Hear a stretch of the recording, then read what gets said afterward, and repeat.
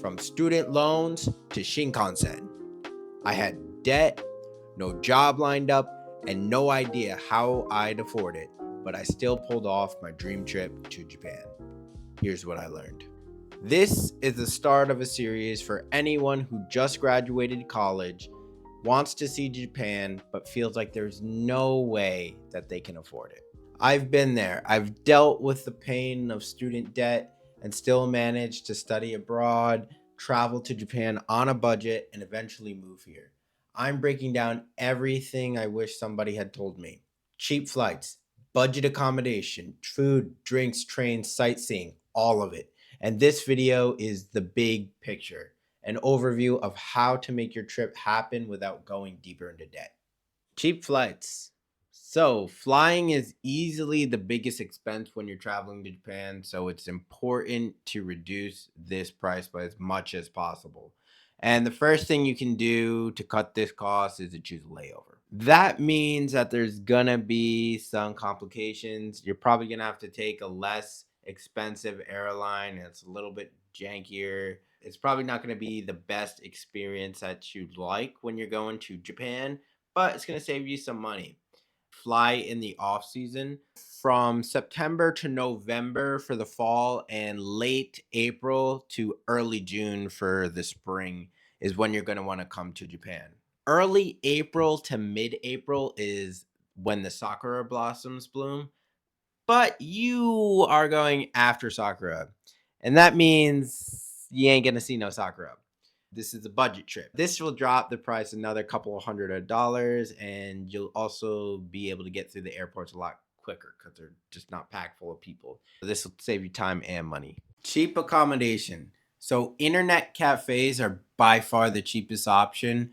Internet cafe is a place where you can go and chill and hang out, read a book, read some manga, be on the internet. It's actually like pretty cool, and it's a pretty cool place to hang out, but you can stay overnight. It's open 24/7, and how they work is you pay per hour, so you can virtually just go in there, and then when you check out, you'll get the bill on the way out. And they have like showers, they have places where you can sit and read a book, they have places where like a drink bar, karaoke. If you do go to an internet cafe though, I do recommend you get the VIP room, because the VIP room is where you'll be able to lock the door, you won't be able to hear anyone, they won't be able to hear you, you should be fine. If you go to the regular room, it literally looks like a cubicle, like you walked into an office building and there's just a bunch of cubicle lines up, and they're smaller. You're gonna hear a lot more noise. You're gonna hear a lot of coughing. You're gonna hear a lot of footsteps, and it might just not be even worth the cheapness. If you're gonna go for an internet cafe, I recommend either Dice or Kaikatsu Club. Another thing that you've probably heard of are capsule hotels. They're pretty much just cubby holes with beds inside, and you can stay in them, and they're very affordable, and you get a shower, pretty much like a regular hotel, but just shrunk down to its bare minimums. If you go, you're definitely going to have something to talk about when you get back and are chatting with your friends. Just make sure you check it out. You go on the website, you read the reviews, because they're all a little different. Some have like curtains that draw in front of the cubby, some have actual doors. You just want to make sure you know what you're getting into. Some of the ones I do recommend that you should try are 9 Hour Woman. As the name implies, it's mostly for women, but I do think they have a men's section in some of the locations. Another one is the Millennials. This is so cool. Next time I go to Tokyo, I will stay here because it just looks so rad. The other one is Shinjuku Kuyakusho Mae Capsule Hotel. Just a little pro tip. If you search capsule hotel on Google Maps in English, you're just going to find like regular hotels and hostels that are going to show up that aren't actual capsule hotels. So my recommendation, if you're going to search this in Google Maps, is to actually use the Japanese katakana, which comes to kapuseru hoteru. Kapuseru hoteru. And this is how you're going to find actual capsule hotels that show up in your search results. Cheap food, convenience stores. So you've probably seen many videos about convenience stores having everything you need, everything you want, everything you could desire. It's true, but really you're just going to have so much variety when it comes to fresh foods even, and it's going to be like half the cost of going out to a restaurant. And if you're from the US and you like your sweets and you like your sugar, I really recommend the Choco Mochi Palm from Lawson. It's probably the best thing you can buy. It's really addicting. McDonald's in Japan is also pretty cheap and pretty good. It tastes a little bit different than if you're from other countries, but you can get a 700 yen double cheeseburger set meal, and that's going to do you good. Okay. So it's like 700 yen, which is roughly maybe $5 or $6, I think. And that's way cheaper than what the States is right now. You're paying like $15 for a Big Mac for what? And that's the dollar menu in the US right now. You can also check out like the Samurai Mac, which is like exclusive to Japan. They got like teriyaki and stuff. I'm not a big fan, but you can try it. And they also have like shaka shaka, which is like you take the potato, what do you call them, French fries, and you shake them in some spices and you go shaka shaka shaka shaka shaka, and that's supposed to be something, I don't know. Yoshinoya, Matsuya, and Sukiya are also great options. They are like Japanese fast food chains, and what I mean by fast food here is actually called beef bowl, gyudon. So it's literally like beef in a bowl, and it makes a beef bowl, and there's like a competition among which one of the three is the best. They're pretty much all the same if you ask me. But if you do go to Yoshinoya, you got to try the beef hayashi rice. Cheap drinks. Convenience stores. Again, the convenience stores, they have everything. If you're used to American prices for alcohol, what you're going to see here will surprise you because it's that cheap.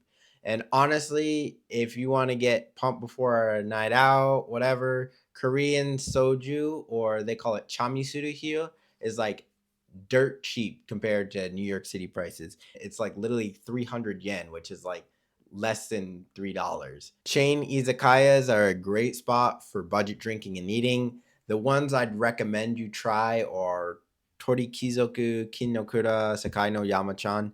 Those are probably the top three in my opinion, but I especially recommend Torikizoku because everything on the menu is priced at 360 yen, which is a steal, and there's never a bad time at Toriki. Cheap transportation, highway buses, especially the night bus.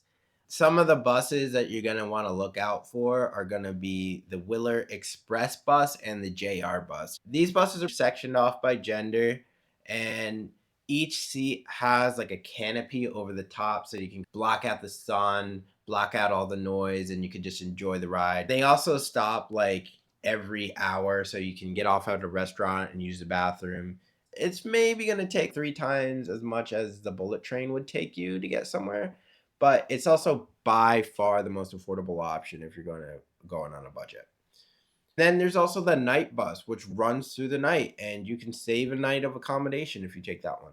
Pay each time you use the subway. You might have seen like ads that tell you should pay for a day pass or a week pass or something like that. You do want to stay away from that. And the reason is because sometimes the subway is a flat fare. Some of the subways, you get on the train and you ride that subway for however many stops, it's still going to be like 250 yen no matter where you get off at. So it's really not that necessary to get a pass. I recommend buying a prepaid IC card for your trip. You can get this online at eBay if you're in the States. I recommend getting it before you land because as soon as you get off the plane, whether that's Haneda, whether that's in Narita, you're going to take a subway or a train to get from the airport. And it's just going to be so much easier if you have your prepaid IC card for when you're transferring to that train.